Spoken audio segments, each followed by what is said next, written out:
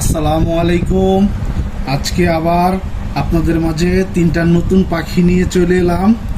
আজকে তিনটা লাভবার্ডের একদম টেম বেবি এনেছি। এই যে দেখেন, এই যে হলো একটা,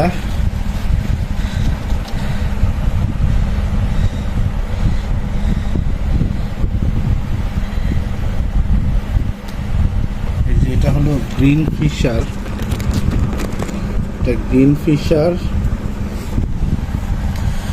এই যে এইটাও গ্রিন ফিশার, এই যে দুইটা গ্রিন ফিশার বেবি।